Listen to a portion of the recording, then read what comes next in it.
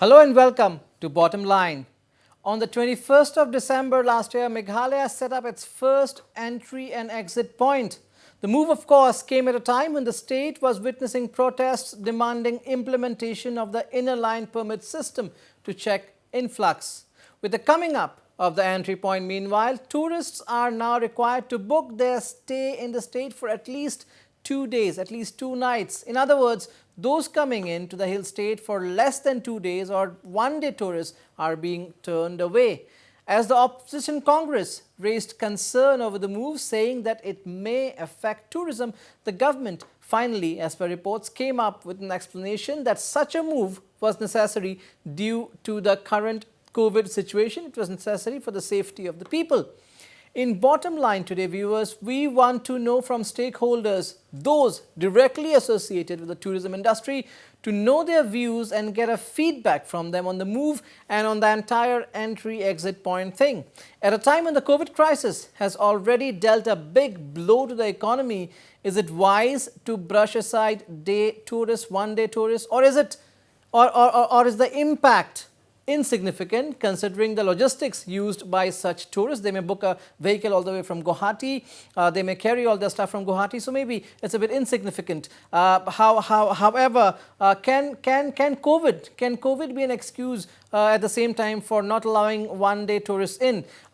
So we will talk to discuss the matter. We'll talk to those who are in the business, what they feel about it. To discuss the matter, I'm being joined from Shillong by Mr. Larsing, Ming, Sawyan, known entrepreneur, hotelier from Shillong. Also joining me from Shillong is Mr. Kishen, Tibrewal, hotelier, of course the chairman, MD of the Polo Hotel Polo Towers, the Polo Hotel groups. And also I have with me from Shillong Mr. Allan West, who is the chairperson of the Meghalaya Rural Tourism Forum. In the studios in Guwahati, I have with me Mr. Abhijit Purkayastha. Mr. Abhijit Purkayastha is the CEO of Koyeli Tours and Travels. He is also the chairman of the Association of Domestic Tourists of India Northeast Chapter. A very warm welcome to all of you, gentlemen.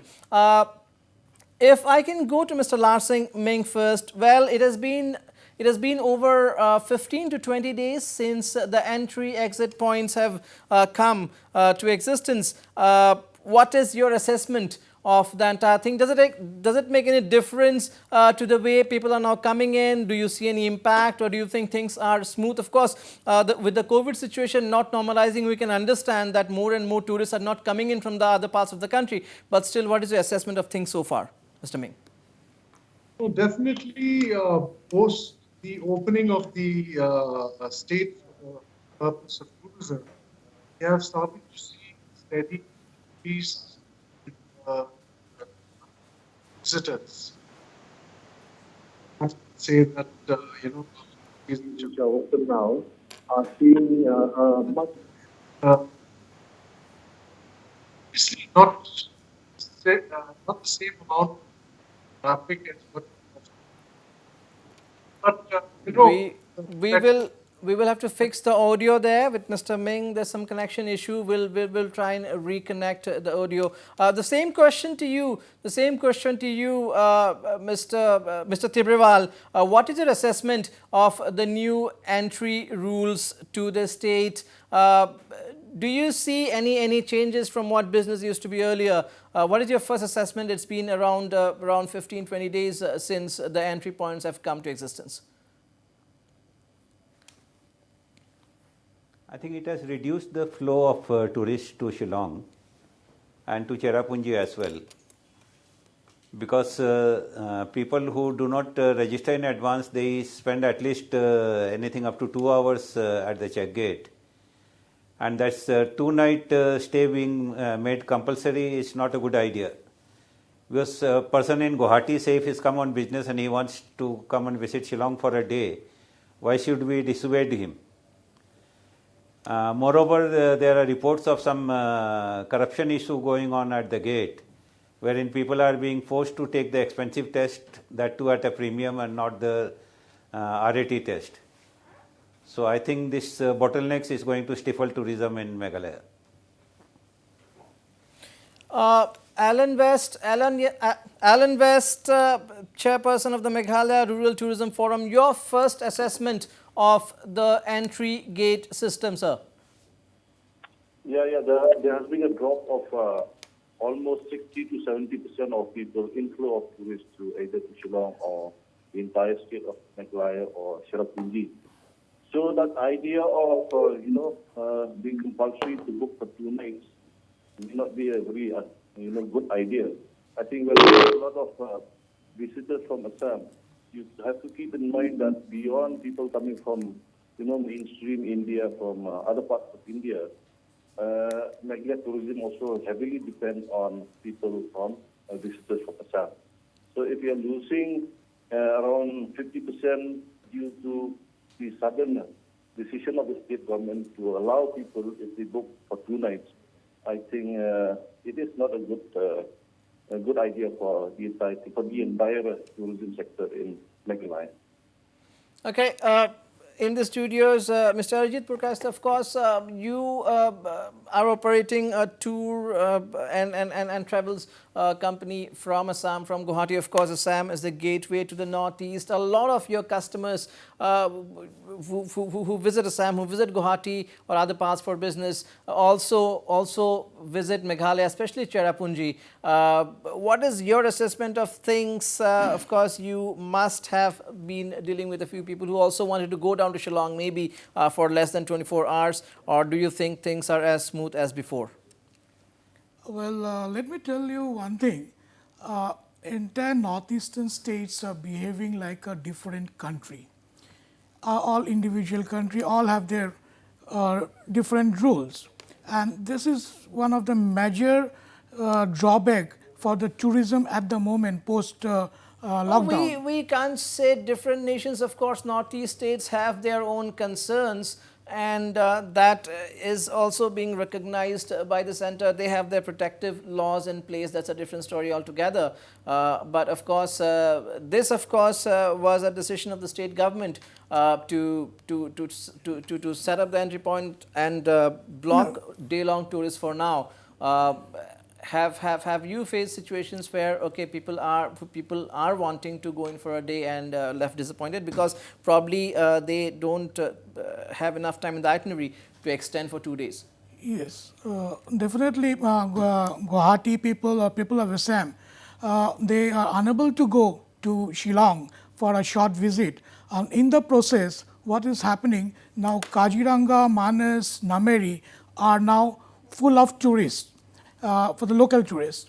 And another problem we are facing, like people outside the northeastern region from other states, they want to visit northeast. They do not want to visit only Meghalaya, they want to visit Assam, Meghalaya or Arunachal, three popular things.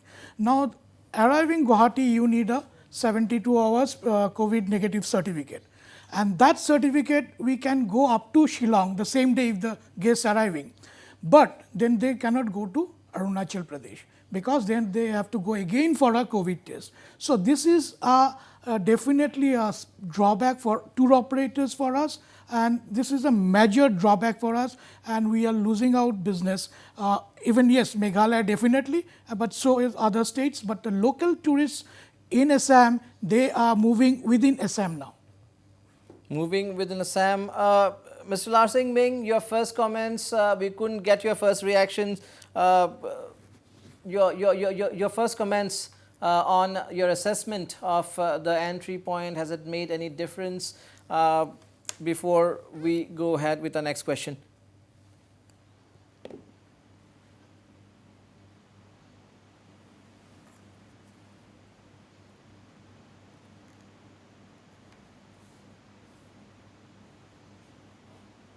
All right, we have to fix the connection with Mr. Larsing Ming there. Mr.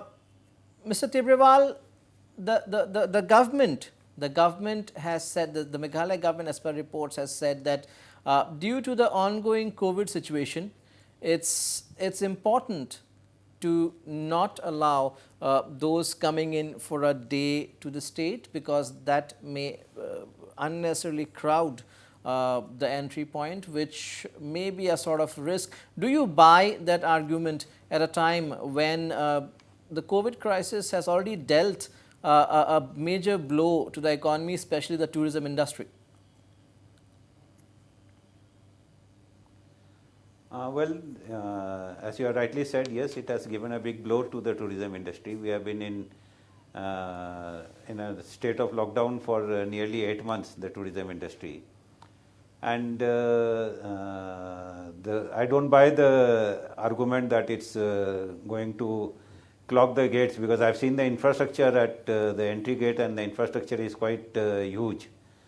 So that infrastructure is quite huge, and it is capable, if it is efficiently managed, 5 minutes per person, I think that's a good enough time for people to wave through. But there's a bottleneck being created at the gate, and that bottleneck, even if you have for people staying for 5 days, that bottleneck is going to dissuade people from coming to Meghalaya. So you think adequate infra is not in place? The same question to you, Allan West. Can we say, okay, for now, due to the COVID situation? I would say adequate infra is there. Yeah, go ahead.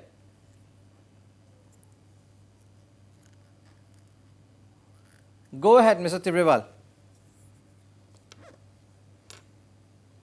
Yeah, adequate infra is definitely there. Okay. But the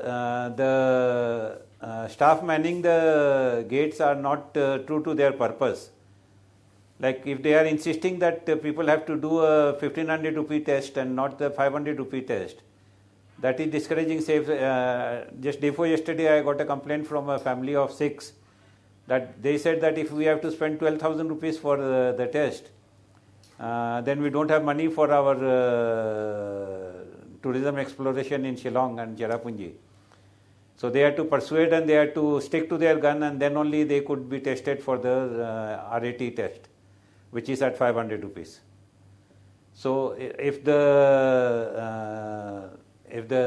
officials there, they do their job honestly and they follow the government guidelines, people coming for 1 day or 2 days, it's not going to clog the lanes. But if they are going to argue with people and harass people, then it's going to clog. These are again, of course, big allegations they're coming. We definitely will seek answers from the authorities on that. We are finally connected again with Mr. Larsing Ming. Mr. Ming, your first assessment of the entry gates, the new rules, it has been 15 to 20 days. Do you see it having any impact on the business, or is it still too early to take a call? Do you see that making any difference to the entry of tourists to the state? Do you think Meghalaya is missing out on a sizable number of tourists because of the ban on the entry of a one-day tourist? Or do you think that is all fine for now? The state can afford it because the government has justified it, saying that, as per reports, of course, that due to the ongoing COVID situation, such a move was necessary? Coincided with Meghalaya opening up for tourism, and so that has only obviously but brought some amount of relief to the tourism industry, which is otherwise going at practically nil. So if you look at it from a relative perspective compared to the previous 6 months, yes, we are seeing tourists.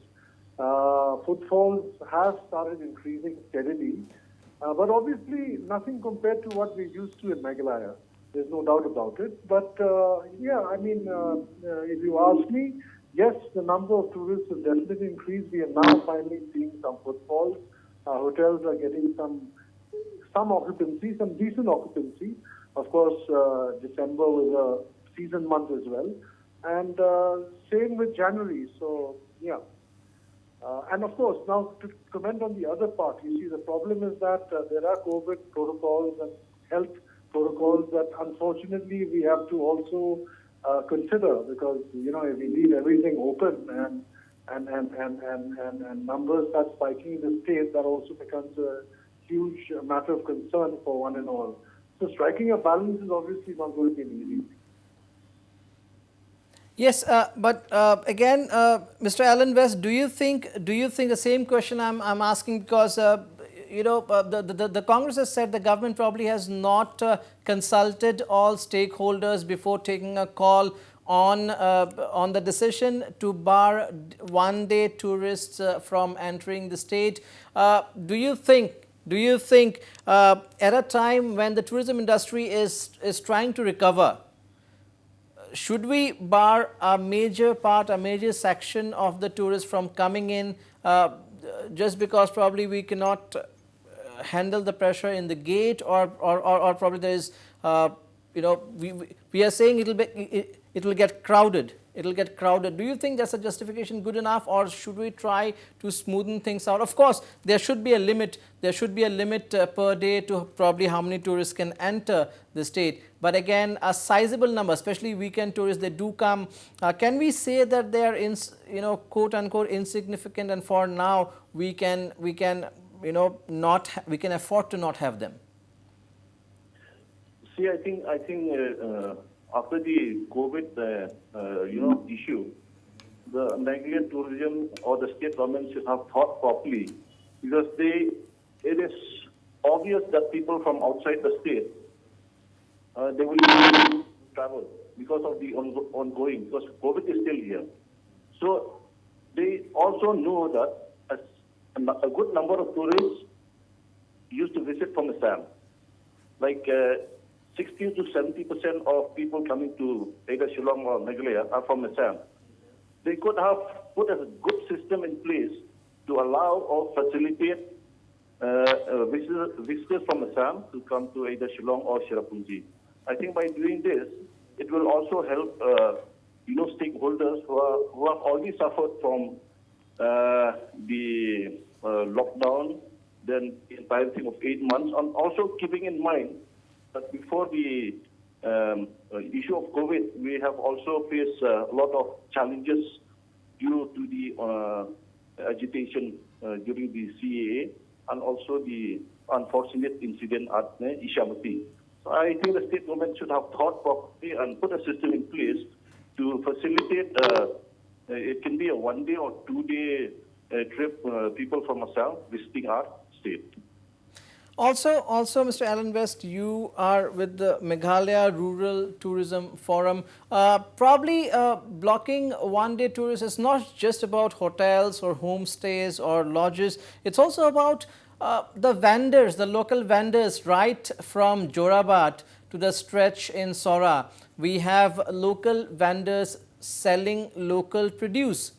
Now, most of the people who buy those produce are a sizable number, significant number of people who buy that local produce, be it local handicraft, be it local vegetables, be it fruits, locally grown fruits, are also among the tourists who enter for a day, who enter the state for a day. So probably a lot of business being lost out on that front as well.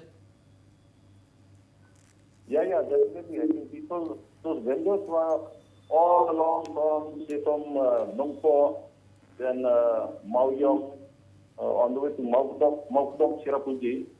I think they are suffering right now. Just we are missing on a good size of tourists coming to either Shillong or Cherrapunji. So definitely they are also affected. Mr. Tibrewal, well, of course, do you think the e-application part and the pre-booking part, that will also take some time to fall in place? A lot of tourists still in our country are in the habit of just walking in or just driving into a state and then book a place. Do you think that is also something that creates a bit of a problem, especially for the hotel industry? Yeah, in spite of the digitalization all across the country and across the world, people are still to get used to handling all the apps and all that. So it definitely is going to have an impact, and as the feedback that I've received from travel agents who do the handling for the bigger groups coming from Gujarat and Maharashtra and Calcutta, they say that if there is a group of 40, we can put in the 40, but if those 40 people need to be waved off at the gate, that takes a lot of time. And these people who come in, they come in for at least 4 days to the state of Meghalaya. So it's definitely not going to send a complimentary message to other people who are in the pipeline or who are planning to come to Shillong, because when they come to know that they have to spend 2 hours at the check gate, that's the last thing that any tourist wants. Absolutely. Mr. Abhijit Purkayastha, of course, see, a COVID test is mandatory. There can be no denying to the fact. You cannot refuse not to take one. It is extremely important.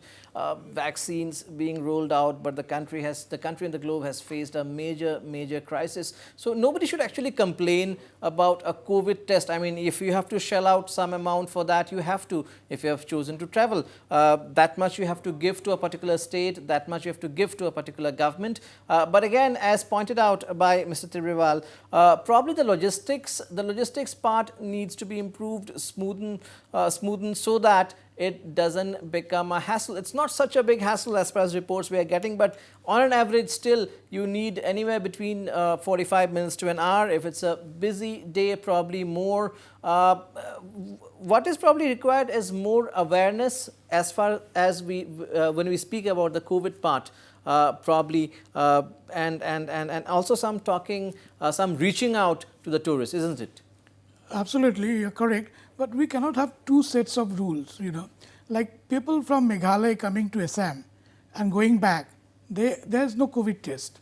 But while people from Assam going there, you need a COVID test. Whereas bottom line is that in Assam, the COVID patients have really, decreased. There's hardly any COVID over there. So why not open up for the Assam and let the homestays and let the hotels, they do their business. But at the same time, you can see the drivers who are accompanying these people, they don't require any COVID test. So are they free of COVID? I'm just asking a question. Because the driver could be, tour operators, drivers, they are properly trained, how they keep themselves hygiene and other things. But what about the regular drivers? They don't require any COVID test passing the Umling thing, but only the tourists require. Why is that so? That's a very valid point you've given. Drivers, of course, even tourist taxis coming in from Shillong, drivers are not required to undergo COVID tests. That's known. Mr. Larsing, Ming, again, do you think we are reading too much into it, too much into things? Probably things will normalize and fall in place with time. People will get used to systems, used to the system, used to the current way of things, and things will fall in place? Or do you think it is also equally important that when you set up an entry gate, it is also the responsibility of the authorities, the state government, probably the tour operators, so all the stakeholders involved to also reach out to anybody coming in? They should also feel very much welcome. Not that there is mistreatment at the entry gate. There are no such reports. So let's not misquote anyone on that. But again, the reaching out part. Somebody should still feel eager to visit a state despite whatever rules are in place. Do you think we are lacking a bit in that? No, how do you reach out? There's always two sides to every view. And in this situation, how do you reach out when you also have to protect?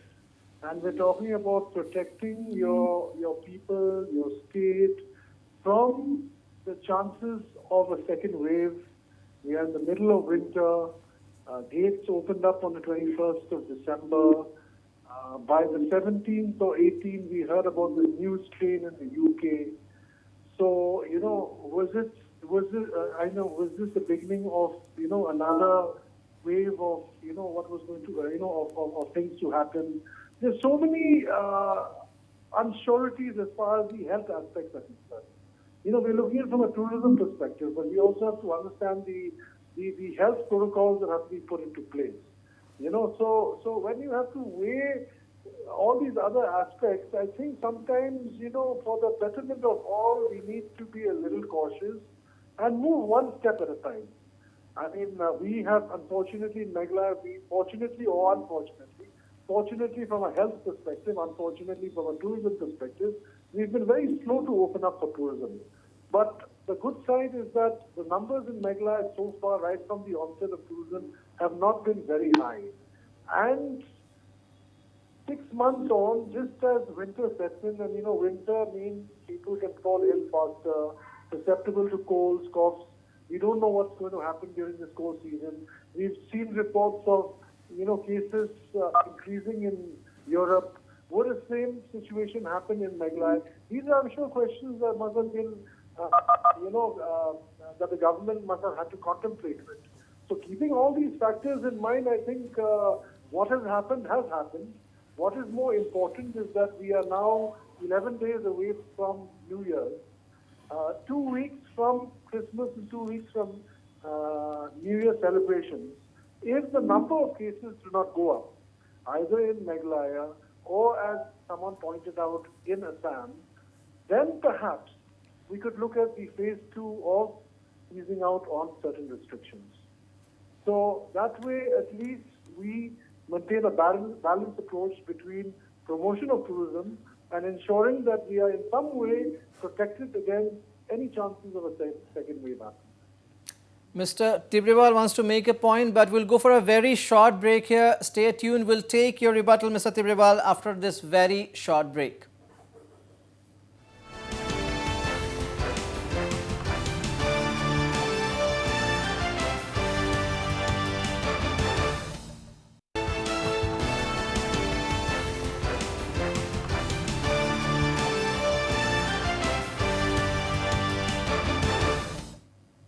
Welcome back. You're watching Bottom Line. We're discussing the new entry rules to Meghalaya. Is it impacting tourism? Mr. Tibrewal, you wanted to make a point. My question to Mr. Larsing Ming was that is the state reaching out, or the stakeholders reaching out to the tourists, to the visitors? Because we have to live with COVID at least for another year, and everything, life has to go on simultaneously, business has to go on simultaneously. Can we smoothen up things, because the economy also perhaps cannot wait for a very long time?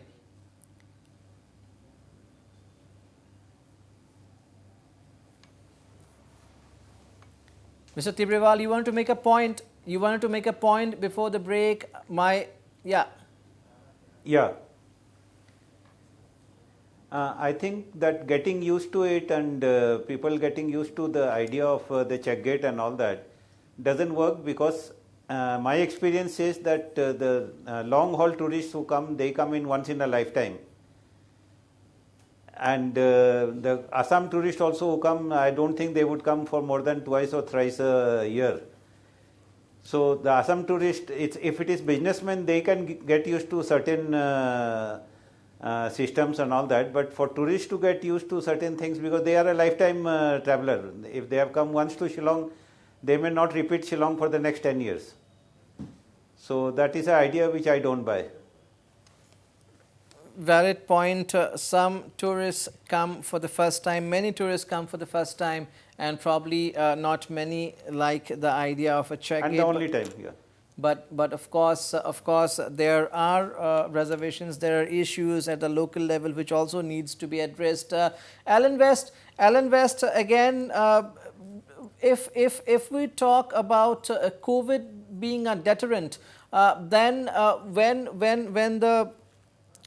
everybody is going through a COVID test at the gates. If we are talking about COVID being a deterrent, everybody is going through a COVID test at the gates. So do you think, going by that logic, it makes sense when you say due to the COVID restrictions, we are not allowing the one-day tourists?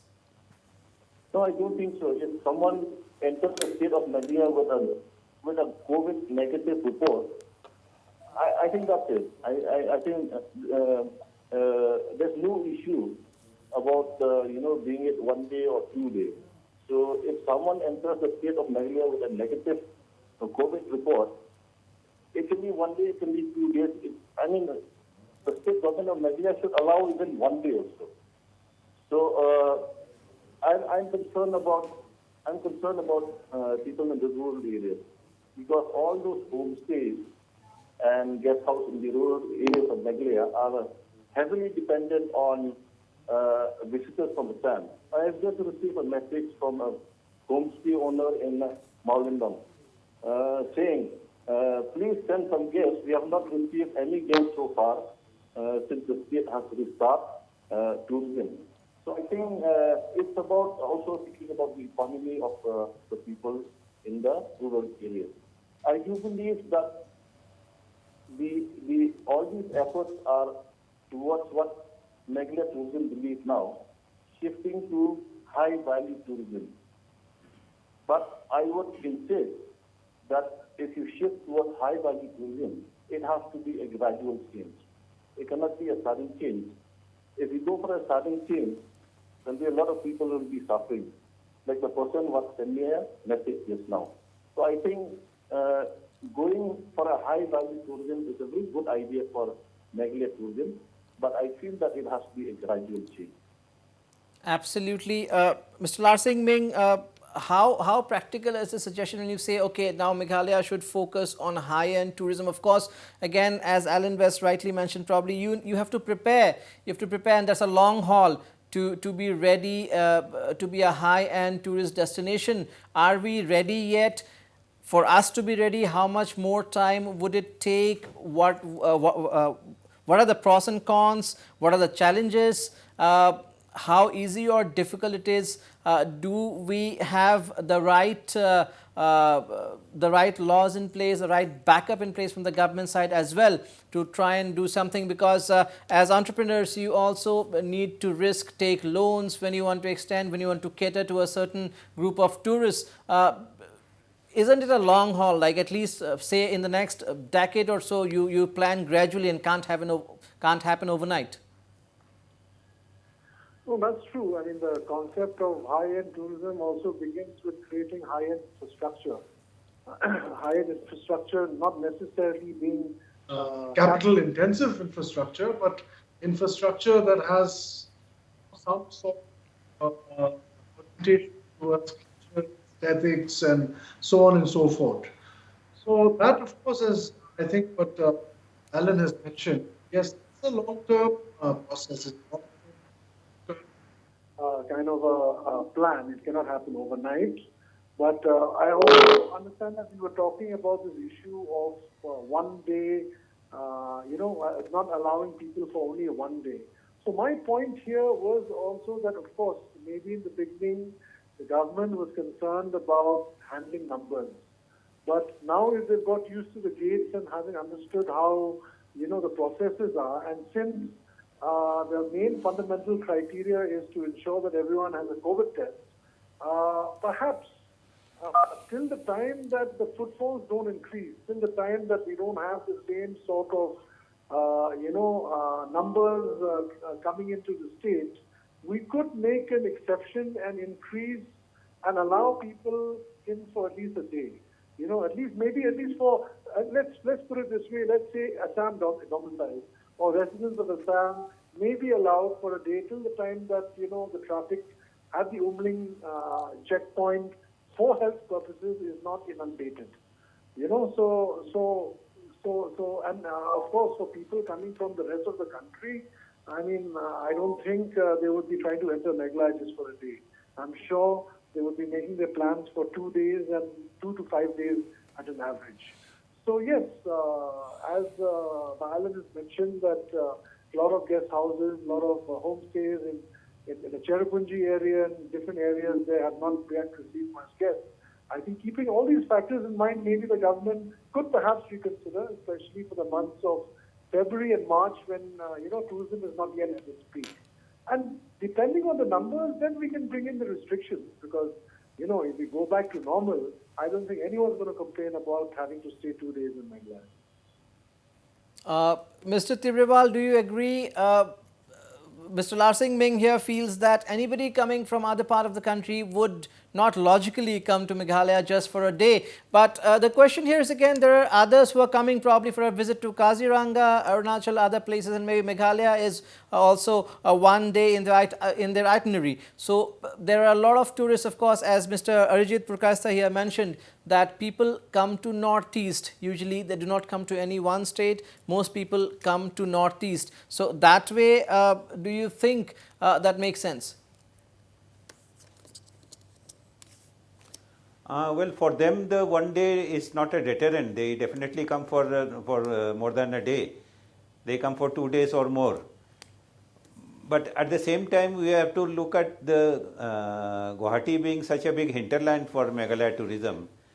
We have businessmen arriving at Guwahati. We have businessmen coming in for conferences to Shillong. Now, if someone has to need someone from the bank or insurance company, if he needs to attend a conference in Shillong for a day, he is discouraged. He won't be allowed entry in that because he's not coming on business. For work and business Conference purposes. will not be classified as a business. For work and business purposes, it's exempted.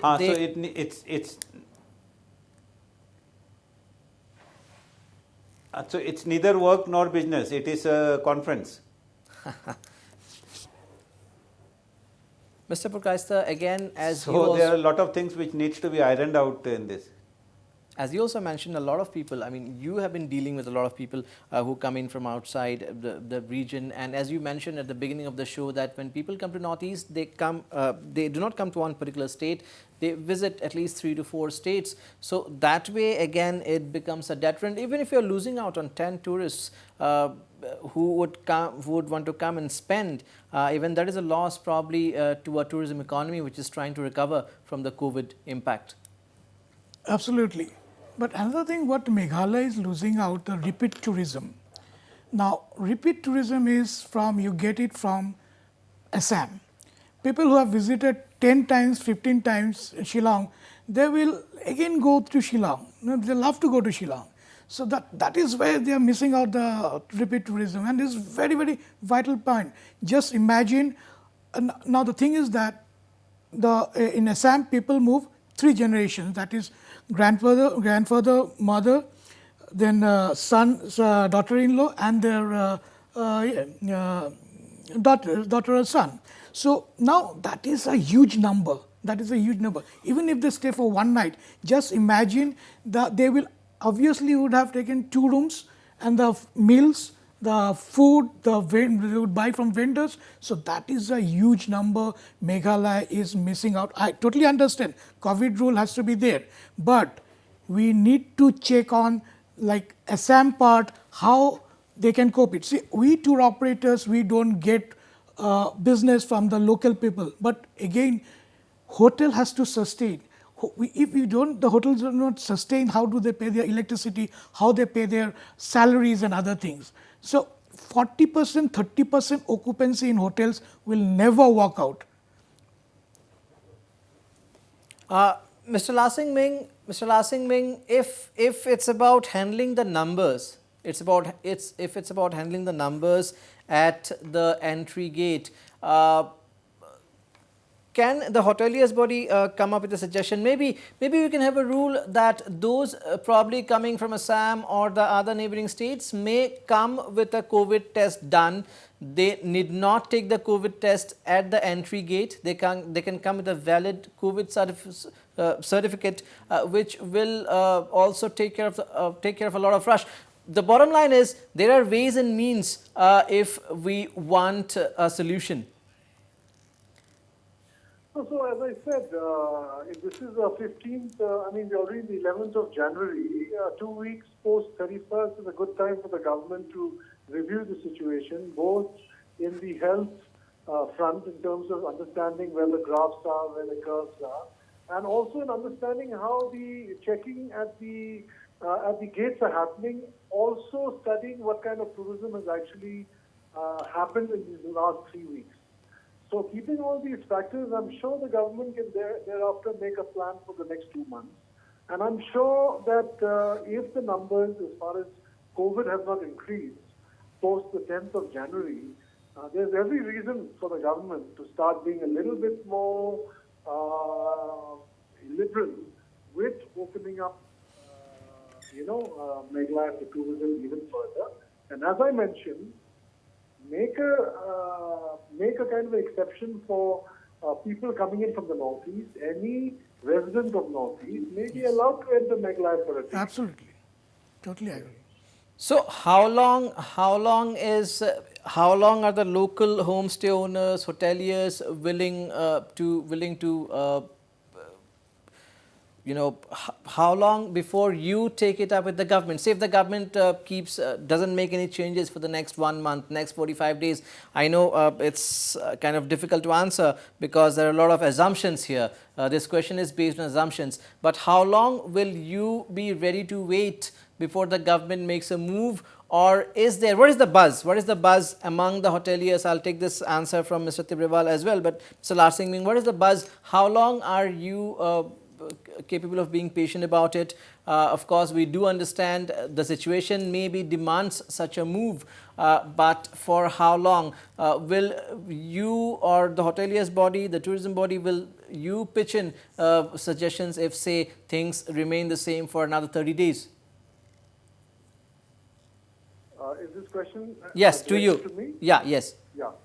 So I would wait for at least another week. I would wait for at least another week to 10 days. I'm sure that we have to keep in account the fact that we are in the middle of a pandemic. We have to keep into account the fact that crores and crores of money have been spent across the country in preventing this pandemic from going, out of control. So we have to move cautiously and steadily, of course, towards normalcy.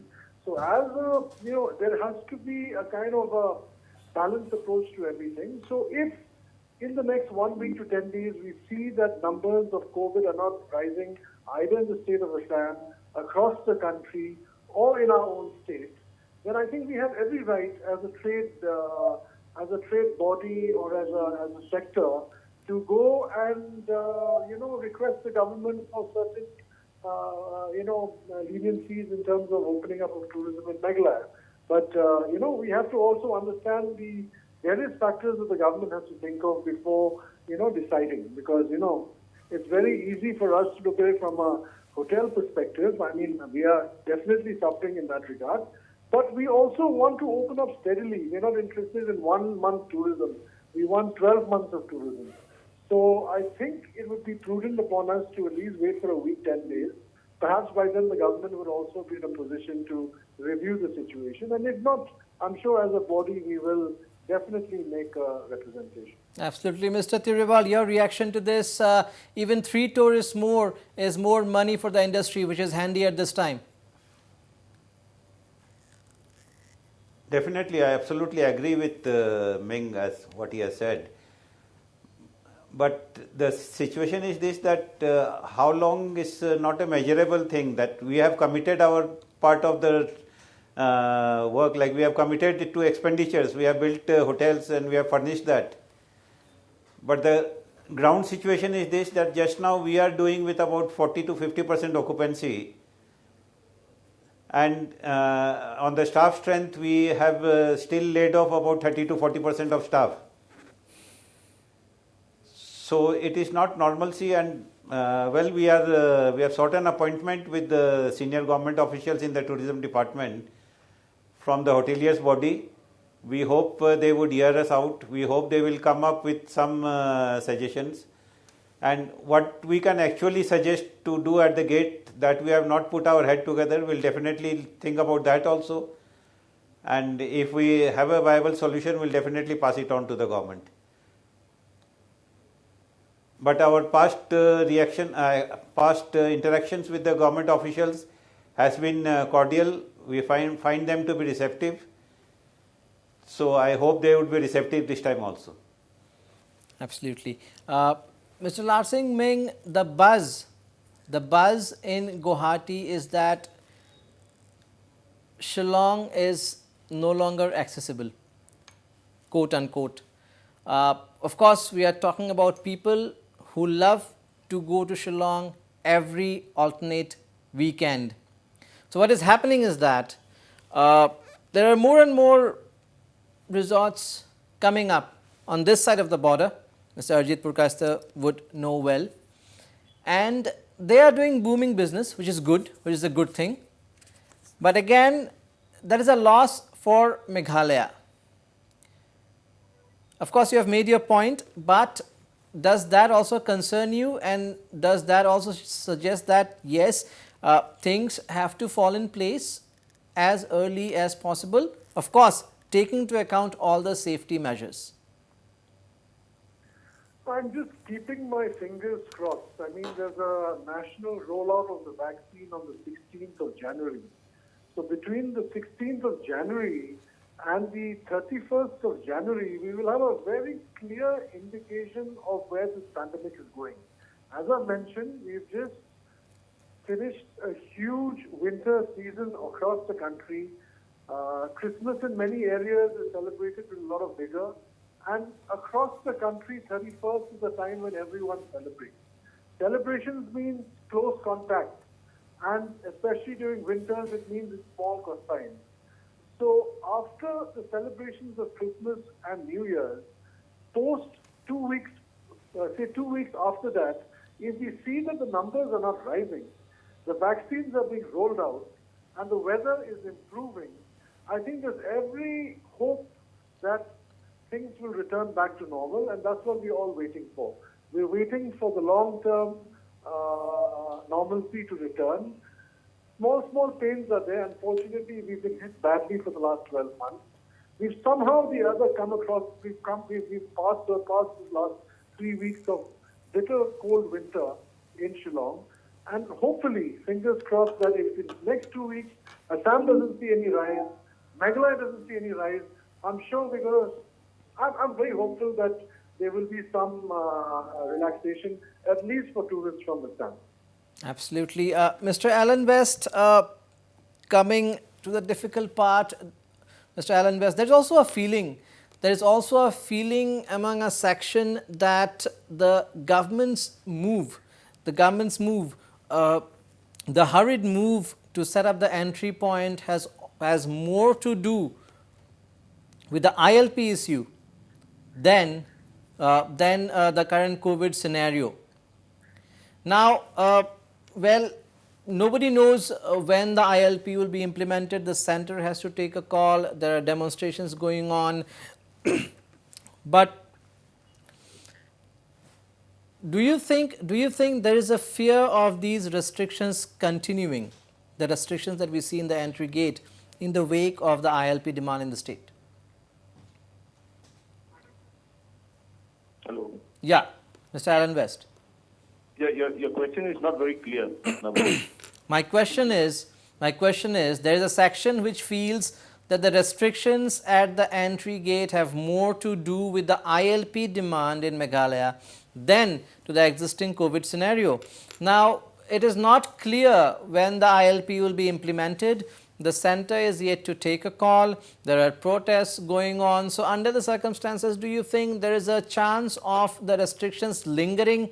If that happens, will the hoteliers body, the tour operators body be willing to take up the issue with the government as well? Of course, I know it's a very sensitive issue right now in Meghalaya, but your view on this? See, I will not comment on the issue of ILP. Okay. I think the setting up of the entry exit point at Umling, the restriction on people coming to Meghalaya is more to do on, number one, we are still living with COVID. I think I as a responsible promoter of tourism in Meghalaya, I would ensure that people going to rural areas of Meghalaya are COVID free. So I think the checkpoint at Umling is surely doing the job. Number two, I think as I mentioned earlier, Meghalaya tourism is shifting to high value tourism. I think the Chief Minister has clearly spoken that if we restart tourism, it will be on three principles. Number one is carrying capacity. Number two is right pricing. And number three is waste management. So I think if we work on these three principles, I think we have no issue of people entering the state, be it 1 day or 2 days. So I think we should, work on the three principles that the Meghalaya Chief Minister had mentioned before. And I think it is for the better of the future of Meghalaya tourism in our state. Point taken, Mr. Tibrewal. Mr. Tibrewal, my last question to you. What is your appeal to the government, be it entry point issue, be it COVID, be it ILP? Well, tourism shouldn't suffer, isn't it? A system should be in place, tourism shouldn't suffer, the industry shouldn't suffer. Yeah, absolutely. The industry has reached its peak recently pre-COVID. So, lot of infrastructure has been created by entrepreneurs across the state. So that infrastructure should not go a begging. So I am sure, I hope the government would look at it kindly and let the tourism industry flourish. Mr. Larsing Ming, are you hopeful of much better days coming, especially as you mentioned after the vaccine rollout, things will be clear. Are you hopeful of much better days, say in a month or two? Is the industry hopeful, is what I'm asking you? I think for sure, if we can overcome this pandemic, we will definitely see better days as far as tourism in the entire Northeast is concerned. Without doubt, the Northeast is going to be, I'm sure, a kind of a much more favored destination than ever before, considering, the kind of natural beauty that we have, and we are not as congested as some of the other more recognized tourist destinations across the country. So that is going to be the plus point of this pandemic. They're going to look for places like the Northeast. A lot of tourists are going to look for places like the Northeast. So I'm just crossing my fingers that the next 2 weeks gives us good results. We don't see increase in numbers. I'm sure post the 14th, 15th of January, as you know, Uruka and Bihu and the weathers also start improving. So we're going to see, winter behind us. And with winter behind us, if the numbers are not going up, we just cross our fingers that hopefully we have reached the sunset of this pandemic. And if that happens, then definitely we have better days. Absolutely. Very quickly, Mr. Abhijit Purkayastha, do you think the Northeast should have a joint strategy when it comes to tourism? Very important because all the states are interrelated when it comes to tourism. Very quickly. I totally agree to that. Like as a tour operator, we have to get 3 state permits to have a yellow number plate vehicle. Now, that is a huge amount. We have to pay taxes. We are paying 12,000 rupees per year to the Meghalaya government and 500 rupees Assam and 4,000 to Arunachal. Without that, we don't get permit. Then we have to pay huge amount of insurance, around 45,000 plus we have installments.